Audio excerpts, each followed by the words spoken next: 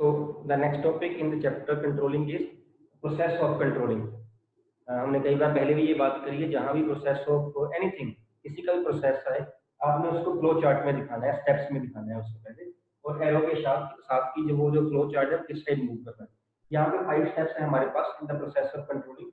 One is setting standards, second is measurement of actual performance, third is comparing the actual performance with the standards, then is analysing deviations and then taking corrective action. ये actually जो हमने meaning किया है ना controlling का, ये सारा process of controlling हम वहाँ डिटेल में डिस्कस कर चुके हैं। वही चीज ये सारा कुछ जो दोबारा आएगा, यही मीनिंग है, यही प्रोसेस है। प्रोसेस की अगर हम बात करें तो फर्स्ट स्टेप में स्टैंडर्ड सेट करने मीन वो स्टैंडर्ड्स देखने जिसके साथ हमने अपनी परफॉर्मेंस को कंपेयर करना है।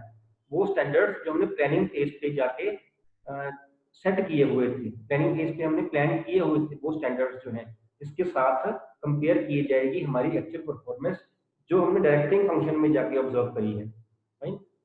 Second step is measurement of actual performance. इसके बाद हम एक्चुअल परफॉर्मेंस को मेजर करेंगे। स्टैंडर्ड्स हम कल भी यही बात कर रहे थे, स्टैंडर्ड्स जो है हमने वो सेट कर लिया। सपोज 1 लाख यूनिट्स जो है हम बनाएंगे।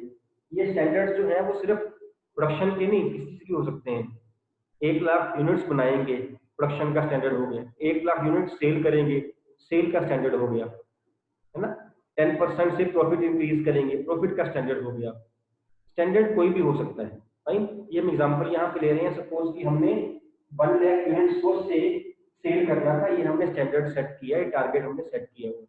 नेक्स्ट स्टेप में हम मेजरमेंट ऑफ एक्चुअल परफॉर्मेंस करेंगे।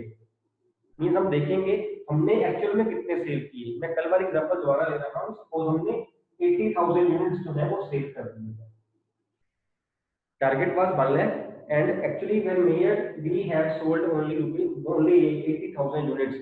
Then we will compare the actual performance with the standards.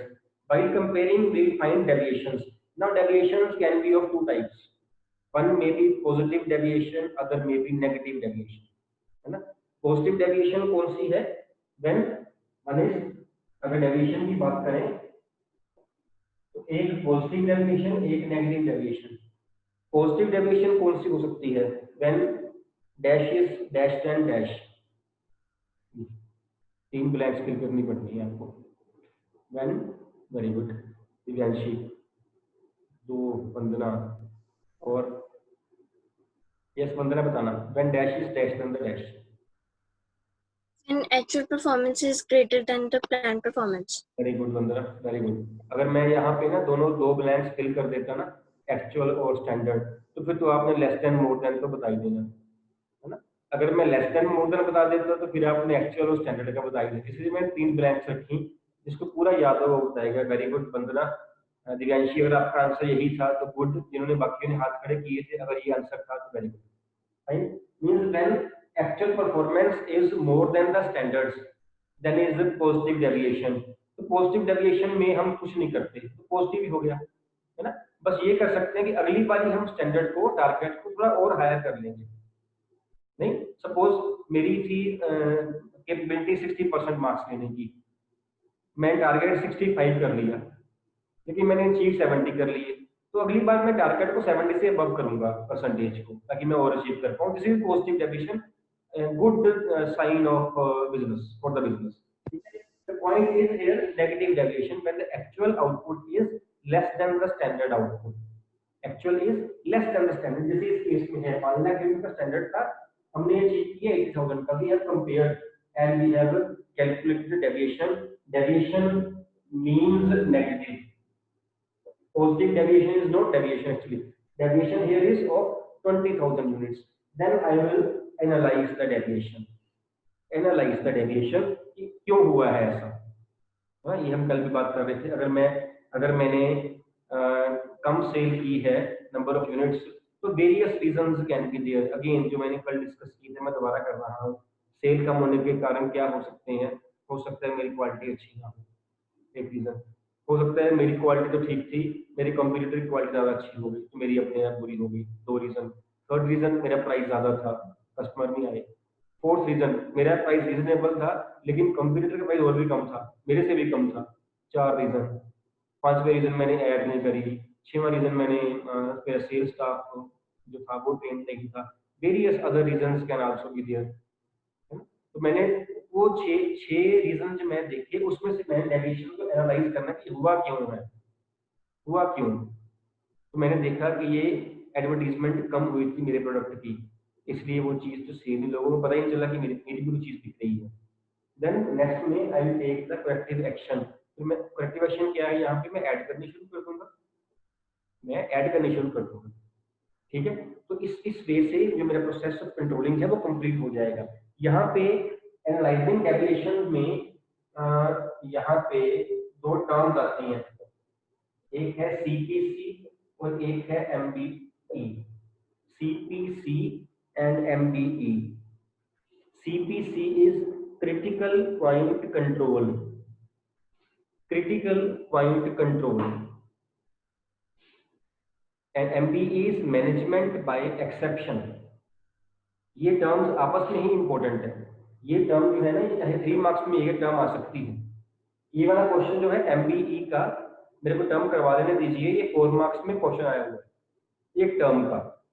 अगर पूरा प्रोसेस आ जाए ना, आपको पूरा प्रोसेस आ जाए करने का, फिर इन्हें एक्सप्लेन करने की जरूरत नहीं है, लेकिन कहीं ना कहीं मेंशन करके आना है आपने। एनालाइजिंग वाले स्टेप में कहीं ना कहीं मेंशन करके आना है, क्रिटिकल पॉइंट कंट्रोल, एमबीई, हल्का सा एक दो लाइन मेंशन करना कि आपको दिखा दो कि आपको पता है इस चीज का। देखो 6 मार्क्स में इसको एक्सप्लेन कर दिए, ज्यादा एक्सप्लेन कर दिए तो मुश्किल हो जाएगी, लेंथ बढ़ जाएगी, कहीं और पेपर मार्क रह जाएगा, ठीक है। अदरवाइज ये 3-4 मार्क्स में अपने आप में एक क्वेश्चन बनता है, सीपीसी और MBE. Now what is CPC? CPC जैसे मैंने पहले बताया, it is critical point control. Critical point control means only those points should be controlled which are critical for the business. Some points, some cost may be such कि जो इतने critical नहीं है हमारे लिए, है ना। उन critical points को हम KRA बोल देते हैं, KRA। ये भी एक 1 मार्कर बनता है, KRA।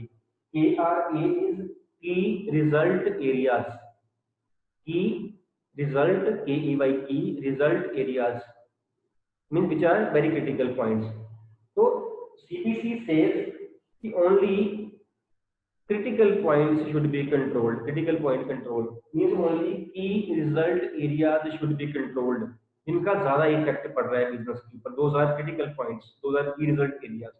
थोड़ा बहुत फर्क पड़ता है, कोई बात नहीं, छोड़ो, उसको नहीं कंट्रोल करना।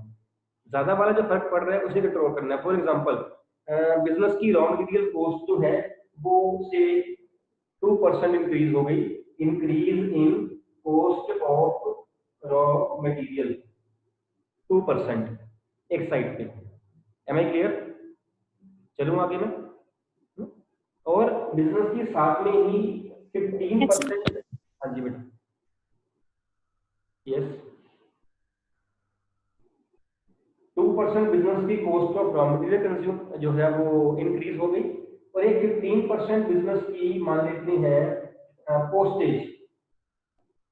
पोस्टेज जो बिजनेस अपने कस्टमर्स वगैरह को कोई लेटर्स वगैरह डाल रहा था, या कोई और कोई कार्ड्स वगैरह भेज रहा था, कुछ भी करना, वो इंक्रीज हो गई है। सी, जो ये इंक्रीज हुई है रॉ मटेरियल कॉस्ट वो है 2%, और जो ये हुई है ये 15%। अगर हम परसेंटेज वाइज देखें तो इसकी परसेंटेज ज्यादा इंक्रीज हुई है पोस्टेज की।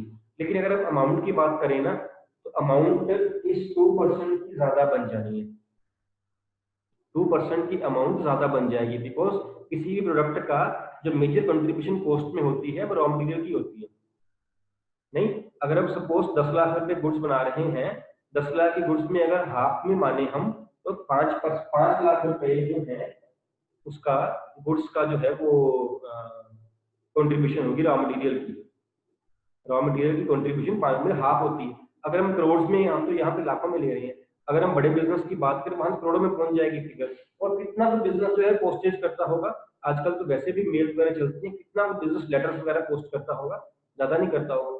इसका 15% जो है ना ये कम इंपॉर्टेंट है, जो रॉ मटेरियल का 2% है वो ज्यादा इंपॉर्टेंट है, वो ज्यादा इंपॉर्टेंट है। तो हियर की result area is 2% increase in the raw material, ना कि वो 15% पोस्टेज, क्योंकि बिजनेस के लिए इतना वो क्रिटिकल है ही नहीं। तो क्रिटिकल पॉइंट कंट्रोल सेज कि जो ज्यादा क्रिटिकल है ना, जो ज्यादा की रिजल्ट एरिया है, जो ज्यादा इंपॉर्टेंट है बिजनेस के लिए, that should be controlled, other thing should be left. छोड़ दीजिए इसको, इसे कंट्रोल कर भी लोगे, कितना कंट्रोल कर लोगे? कितना का बिजनेस खर्चा करता होगा महीने में? 1000 रुपया करता होगा, 1000 करता होगा, 1000 में कितना फर्क पड़ जाएगा? 15%, कुछ भी नहीं फर्क पड़ना, है ना? और कंट्रोल भी कर लोगे तो कितना कर लोगे? कितना कर लोगे? 150 रुपया तो इंक्रीज हुआ है सारा, 1000 की अगर हम बात करें 15% से, कितना कंट्रोल कर लोगे भाई? तो यहाँ पे जो की रिजल्ट है वो आपका increase in the cost of raw material है, that should be controlled, this is as per critical point control, and key result area should be controlled, this is, am I clear? ठीक है। और second है आपका MBE, it is management by exception, management by exception, EXCEPTION। Management by exception means कि हमें सारा कुछ जो है वो उस पे उसकी टेंशन लेने की जरूरत नहीं है, सारा कुछ कंट्रोल करने की जरूरत नहीं है, सारा कुछ मैनेजमेंट को बताने की जरूरत भी नहीं है। वी कांट कंट्रोल एवरीथिंग, कोई ना कोई वेरिएशन चलती रहती है। अगर हमने सपोज हमने कहा था कि हम जो कॉस्ट है ना किसी प्रोडक्ट की, वो 10 लाख से टोटल कॉस्ट इस पर ही ऊपर नहीं जाने देंगे, है ना, इससे ऊपर ही जाने देंगे, थोड़ी बहुत ही वेरिएशन चलती है, थोड़ी बहुत, ये नहीं कि 10 लाख है 10 लाख ही रखनी है। अगर 10 लाख 1000 रुपया हो गया तो चिंता ही पड़ जाएगी, 10 लाख 1000 हो गया क्या करें? नहीं, वो 10 लाख 10-20 हजार ऊपर नीचे वो चलता है। अगर वो 10 लाख का से 15 लाख रुपया हो गया तो वो तो बिजनेस के लिए बड़ी है। 14 लाख हो गया, 13 लाख, परसेंटेज कैलकुलेट करिए, 12 लाख भी हो गया, 11 लाख मान लो तो वो बिजनेस के लिए बड़ी है। थोड़ा बहुत चलता है, 5-10-20 हजार रुपये आगे पीछे हुआ, 10 लाख के पीछे कोई इतनी बड़ी बात नहीं है। तो उस पे हम हर चीज कंट्रोल नहीं कर सकते, वी कांट कंट्रोल एवरीथिंग, है ना? तो वो जो है पैसा यहाँ पे कंट्रोल, ये कंट्रोल होना चाहिए कि 10 लाख का टारगेट रखा था, कॉस्ट वाली इतनी रहेगी, लेकिन होगी वो 15 लाख की, शुड बी कंट्रोल्ड। 10 लाख वाली जो अमाउंट है वो 10 लाख 10,000 रुपया कॉस्ट हो गई, डजंट मैटर, कोई प्रॉब्लम नहीं। इतनी बड़ी अमाउंट में थोड़ी बहुत वेरिएशन चलती रहती है। इसका मतलब क्या है एमबीई का? Everything can't be controlled by the management, we can't control everything. ठीक है, ये भी 4 मार्क्स का बनता है। अगर ये सीपीसी या एमबीई 3-4 मार्क्स में आ गया, आपने एग्जांपल देके एक्सप्लेन करना है, अदरवाइज हमारे पास एक्सप्लेन करने को सिवाय 2-3 लाइन कुछ भी नहीं है, है ना? तो 1-2 लाइंस में 3 marks 4 marks can't be answered. अगर क्वेश्चन अलग से आता है इसका तो फिर आपने उसको एग्जांपल देके फिर करना है। और अगर वो सपोज पूरा प्रोसेस में आ गया, एनालाइजिंग डेविएशन में आपने सीपीसी और एमडीई दोनों मेंशन करके पॉइंट बना के, पॉइंट नंबर 1 पॉइंट नंबर 2 एक लाइन में एक्सप्लेन करके आ जाना है। सीपीसी में आप एक्सप्लेन कर देना है ओनली क्रिटिकल पॉइंट्स और की result area should be controlled, और मैनेजमेंट बाय एक्सेप्शन में आपने कह देना है दैट द मैनेजमेंट और बी कांट कंट्रोल एवरीथिंग, थोड़ी बहुत वेरिएशन चलती है, वहां पे आपने ये सिंगल लाइन में लिख के आना है। अगर पूरे प्रोसेस में आप मेंशन कर रहे हो, अगर आप मेंशन कर रहे हो सेपरेटली, फिर आपने एग्जांपल देके फिर आपने करना है, दोनों एग्जांपल अलग अलग है। जो क्वेश्चन बोर्ड में आया हुआ है, जो क्वेश्चन है बोर्ड का, वो क्या आया हुआ है? वो स्टेटमेंट क्वेश्चन था, if we control everything we end up in controlling nothing,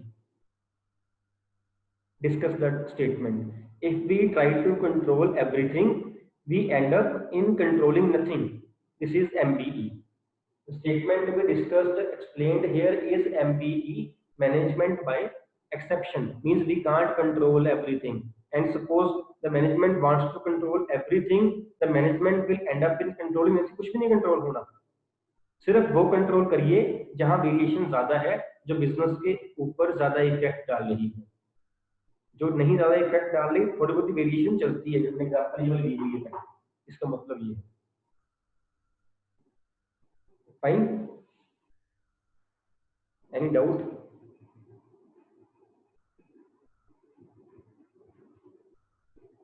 no doubt, all clear?